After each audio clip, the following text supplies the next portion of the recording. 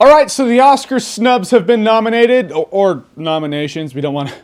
Let's be a little PC here. Yeah, they're nominations. I agree with a lot. I usually conflict with most of the nominations in Oscar season, but there are some good ones this time. There are some obvious Oscar snubs, and that's what we're going to talk about. So the obvious elephant in the room, we're going to start off big. Inception's up for Best Picture. Christopher Nolan is not up for Best Director. How can a director produce a movie that gets people's imaginations thinking? People talk about the ending for months. They still talk about it. People find it intriguing. It deals with the mind and dreams. It does it well. And he wrote the movie, but yeah, that guy, whatever. Why? Because it is not a tour de force. Yeah, Inception is up for Best Picture, but honestly, I hope it wins. I really do. I don't know that it will. And I've been wrong about that kind of stuff before, but I always see this. I always see a bunch of movies out that I could see, yeah, they're nominated for Oscars because it appeals to, Academy people. But Inception, people liked it. Snobby people kinda liked it, which means it's not good enough to win in a really elite award ceremony. I think the Academy owes Christopher Nolan an Oscar for his past 5 movies. But alas, Christopher Nolan snubbed for Best Director, and I'm pretty sure Inception's probably gonna get snubbed for Best Picture. I hope not, but we'll see. Also snubbed, Best Actor, Leo DiCaprio. Shutter Island wasn't one of my favorite movies last year simply because it was really predictable for me. I knew what the twist in the end was going to be just from the trailer. And when a movie's that predictable, I can't have it be one of my favorites of the year. That being said, Leo DiCaprio kicked ass in his acting in the movie. The guy really always kicks ass in his acting, and he always gets snubbed. He's been nominated before, but he has never won. Maybe they're ahead of the curve. Maybe they're like, well, we're going to snub him for the win anyway, so why even nominate him? Maybe he banged the daughter of a member of the Academy back in his Titanic days. Who knows? Someone's got to be pissed at him. But Leonardo DiCaprio absolutely kicked ass and could have gone toe-to-toe with anyone in 2010 for Best Actor. And snubbed for Best Animation, where is Tangled? I mean, 2010 had a lot of animations, and of all the animations that came out,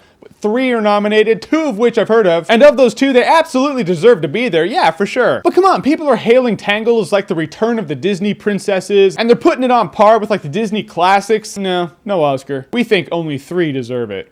Come on, for the chemistry of awesome dudes and hot blondes, Tangled. Or even Guardians of Ga'Hoole, I thought it was awesome. It was badass. Owl badassery.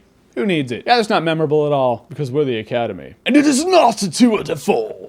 And this next movie was snubbed for something visual or audio. Either visual effects, sound editing, something visual or audio, somewhere. Should have been given to Scott Pilgrim. But no, sound editing, let's nominate True Grit. I'm not a sound guru or anything like that, but did True Grit really have better sound editing than Scott Pilgrim vs. the World? Those sounds were awesome. I was in the theater. It sounded badass. I mean, love the movie or hate the movie, I almost dare you to pick a movie that had a more unique visual or audio spectrum than Scott Pilgrim vs. the World. And shouldn't uniqueness be rewarded? No, not in the eyes of the Academy. Why? Because it is not a tour de force. And as for Tron Legacy, I thought the surroundings, the entire environment, was really good special effects wise. Clue?